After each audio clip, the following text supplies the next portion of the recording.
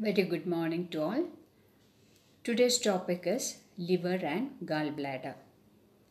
Let us see what are the objectives we are going to discuss under this topic. That is the structure of liver, functions of liver, formation and composition of bile, functions of gallbladder, functions of bile and applied physiology. In these objectives, we see function of the liver is a 5-mark question, function of gallbladder and function of bile is also 5-mark question. The other objectives you will get 2 marks and MCQ questions. So now coming to the structure of the liver. You all are aware that the largest gland in our body is the liver. So liver weighs around 1.5 kilogram and it has 2 lobes which are further divided into lobules, which are the basic functional unit of liver. Liver lobules are made up of hepatic cells which are syncytium in nature. So some of the special feature of the liver is, the most important feature is regenerative power of liver. If you are removing 3/4 of the liver, within 6 to 8 weeks, the restoration of the whole liver mass occurs. This is because of proliferation of the remaining tissues that are present in the body, and this is by active mitotic division this happens. Then liver also can resist stress when it is having more of carbohydrates and proteins with it. But if fat is loaded more, the efficacy of resisting stress will be reduced. Another important special feature is liver acts as a reservoir of blood. Around 650 ml of blood can be stored in the liver. So whenever in emergency, if any organs, if blood is required, immediately the liver can donate this stored blood to the emergency situations. Now coming to the structural characteristics of liver. The structure and functional unit of liver is a hepatic lobules, and it is around 1 lakh, and each of these lobules have hepatocytes in columns, and between those columns, if you see, you can see the bile canaliculae, and here the hepatocytes are tunneled by blood sinusoids which further drains into the central veins. These sinusoids are further lined by the endothelial cells along with the corpuscles in between them.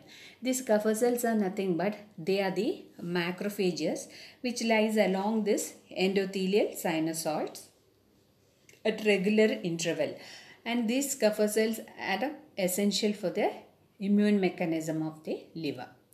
At periphery of each of these lobules present the portal triad. What is this portal triad? It contains the portal vein, hepatic artery and the bile duct, and finally drains into the central vein.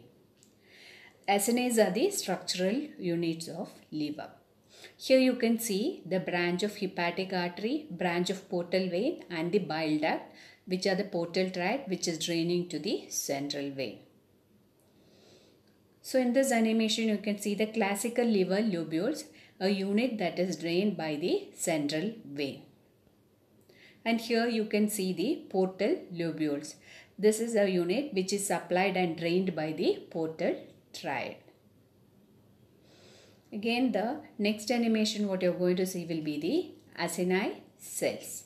This liver acini cells which are drained by the terminal branches of the portal triad vessels. This unit is supplied and drained by the portal triads. Now coming to the hepatic blood flow and the oxygen consumption of liver. So the hepatic blood flow is around 1500 ml per minute. In this 1500 ml per minute, 20% is delivered by the hepatic artery, that is around 300 ml per minute.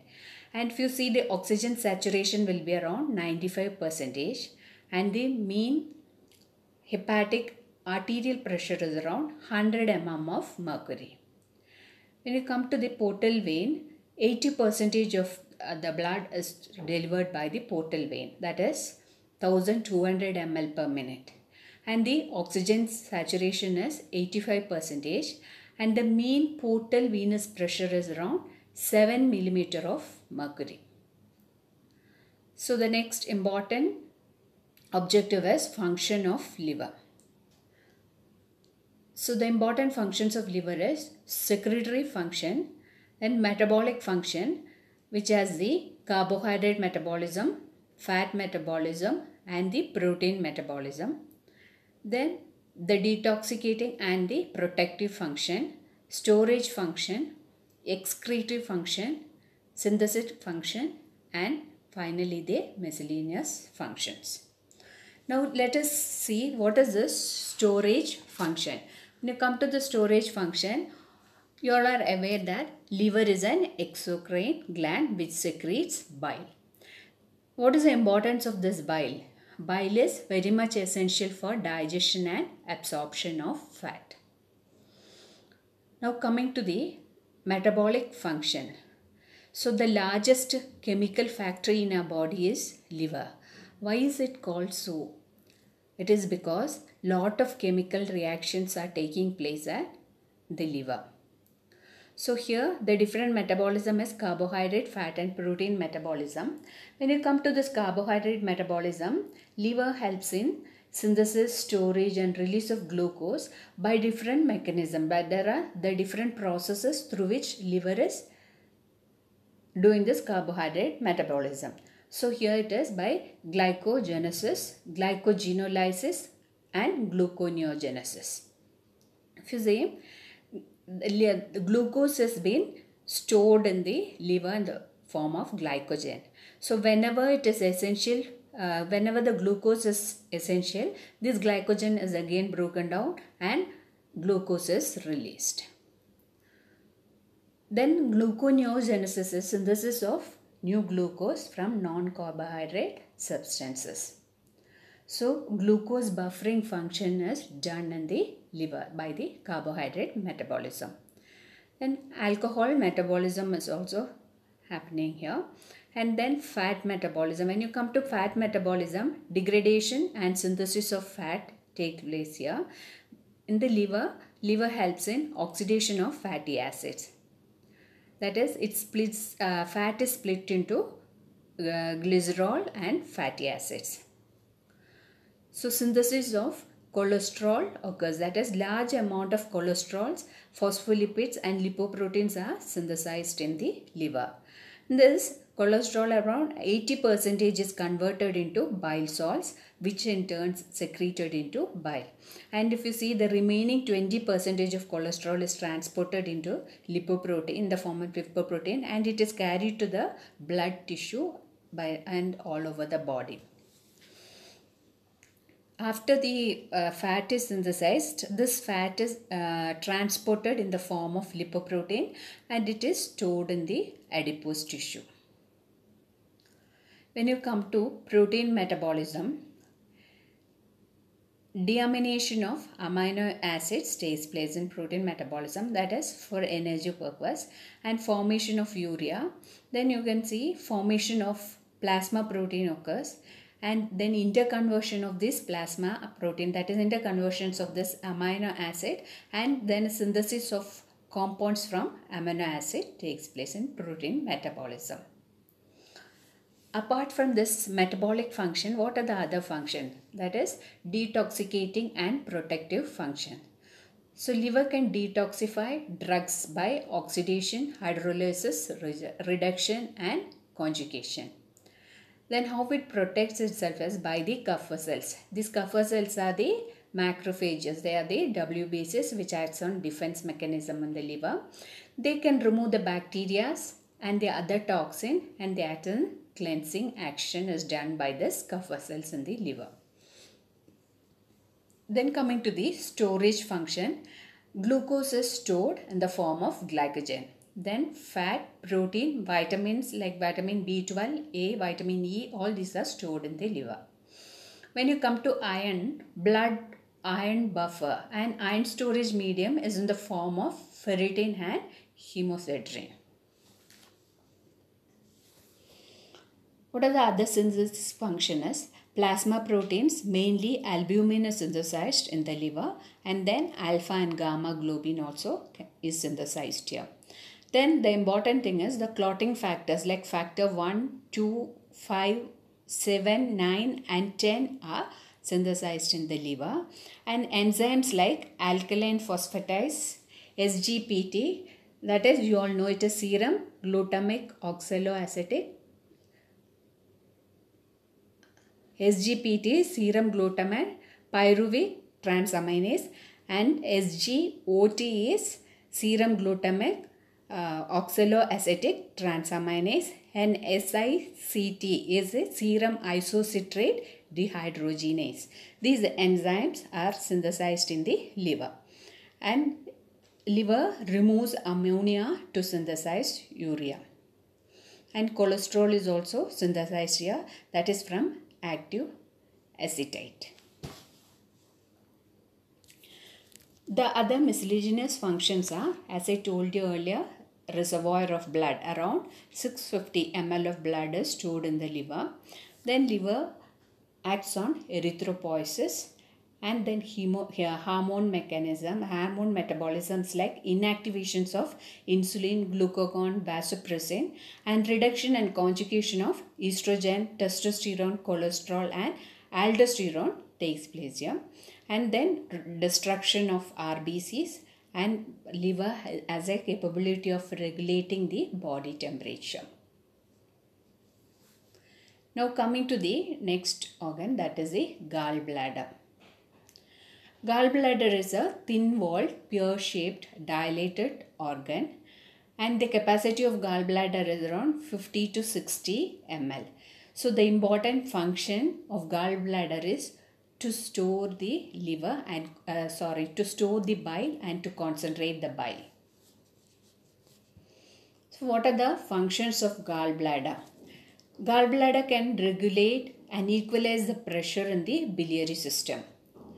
Storage of bile during interdigestive phase and discharge of bile on entry of food. Mostly when fat is delivered into your intestine, when you take more of fatty food, immediately the bile is discharged from the gallbladder for digestion and absorption.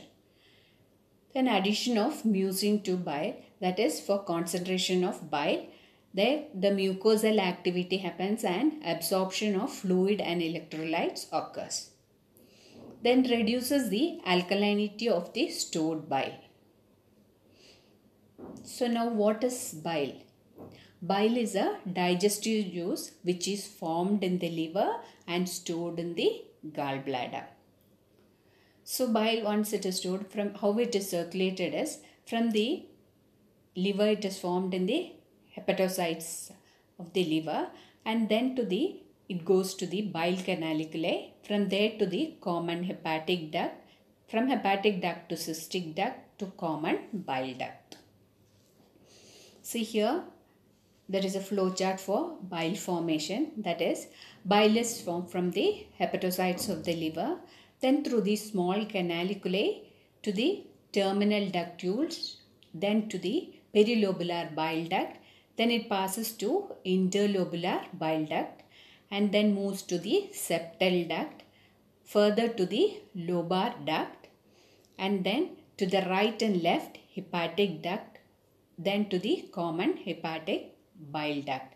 From here only, in this common hepatic duct, the cystic duct from gallbladder also join, and then they move to the common bile duct. From the common bile duct to the pancreatic duct, that is to the ampulla of Vater, and then finally it enters into the duodenum at sphincter of Oddi. Here you can see bile formation by the hepatocytes, which is further dumped into bile canaliculi, and from this canaliculi, this bile duct to the bile duct, and this bile is funneled into the gallbladder via the common hepatic duct. Now coming to the composition of bile. The pH of bile is around 8 and the water content is around 98% and solids are only 2%. That is, organic are the solid. and the inorganic components are also present. Then bile salt is in the form, it's formed from the cholesterol and the bile pigments that are broken down product of hemoglobin, and cholesterol is around 0.6 to 1.7 grams, and the electrolytes which are present are sodium, potassium, chloride, bicarbonate and etc. Now what are the difference between hepatic and gallbladder bile? This is an important 2-mark question. If you see, the pH of hepatic bile will be 8 to 8.5. It is alkaline in nature, whereas gallbladder is less alkaline. The pH is only 7. And the bicarbonates are more in hepatic bile. And the water content in hepatic bile is around 98%, whereas in gallbladder it is 85%. The solids are 2 gram percentage, and in gallbladder it is around 10 to 15 gram percentage, and the mucin is less in hepatic bile, whereas it is more in gallbladder, and the bile salts and bile pigments are less in hepatic bile, whereas it is more in gallbladder. That is why the gallbladder is concentrated bile. Now, formation of bile salts. So bile salts are formed from the amino acid glycine and taurine. They are getting linked to the bile acid, where they get conjugated and then form conjugated with taurocholic acid, taurochenodeoxycholic acid, glycocholic acid and glycogenodeoxycholic acid.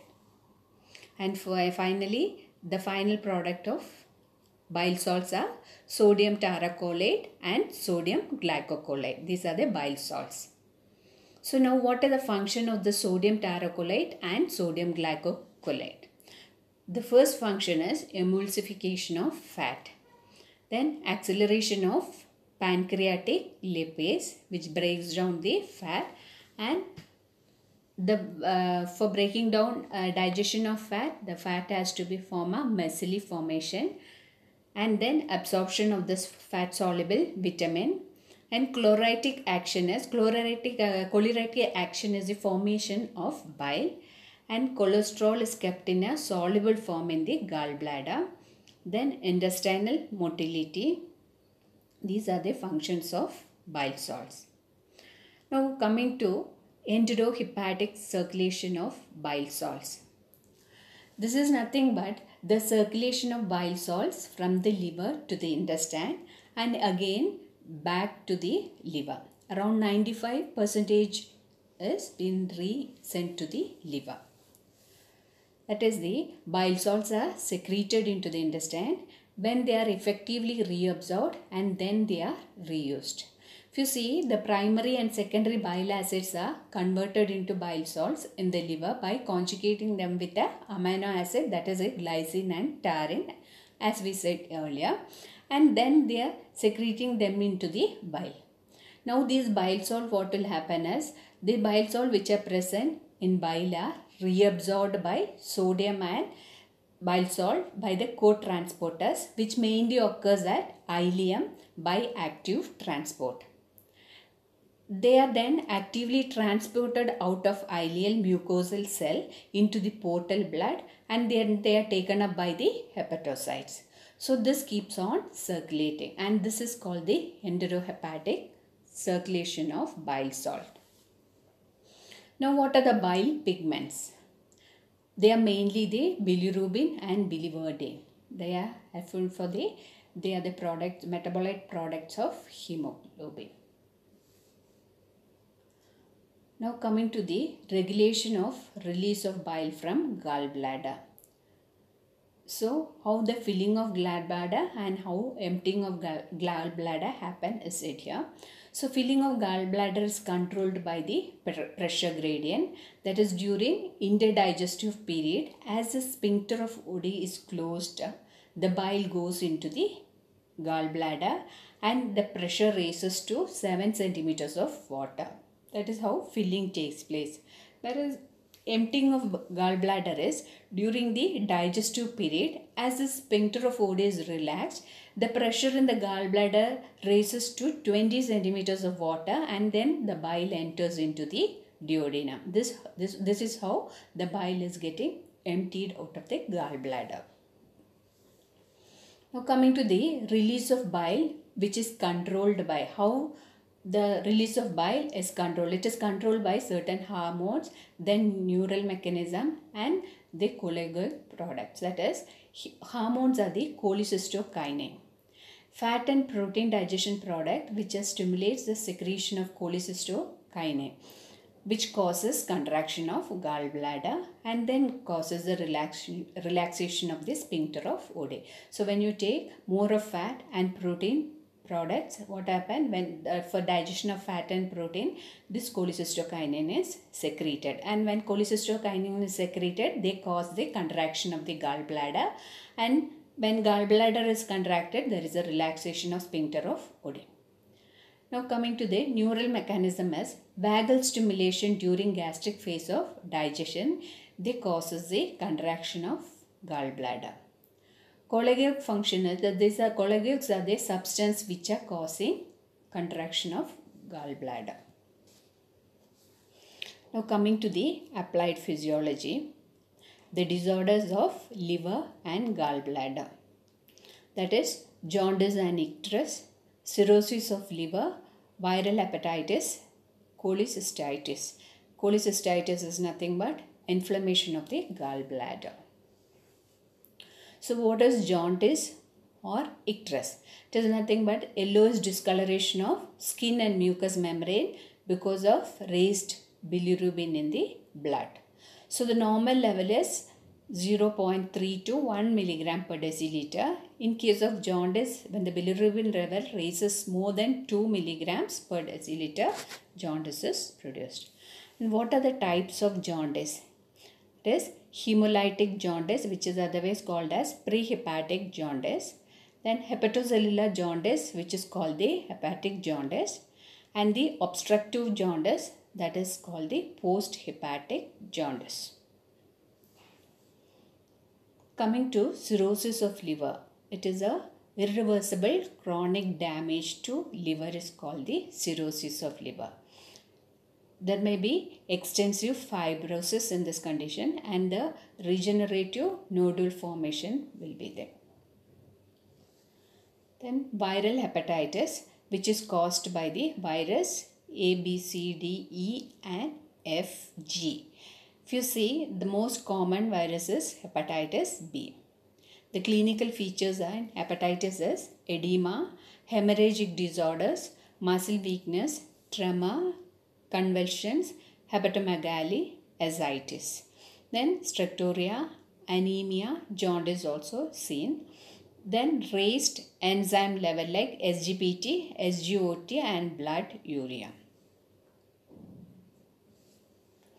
Now coming to the final one, that is the gallstone. It is otherwise called as a cholelithiasis. Presence of stones in the gallbladder or bile duct is called as a cholelithiasis.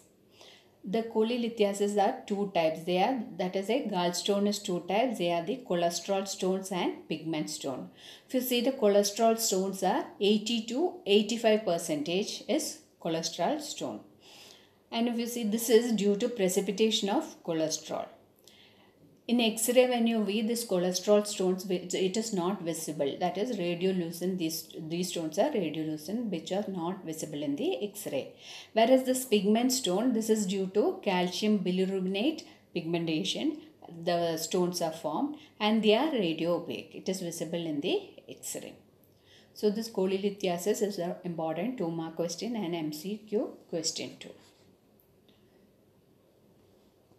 So thank you for your patient listening. Please read all this topic, and they are all very important in 5 marks, 2 marks and MCQ question. Frequently asked questions, that is functions of liver, functions of gallbladder and functions of bile salts are frequently asked 5-mark question. So please read. Thank you.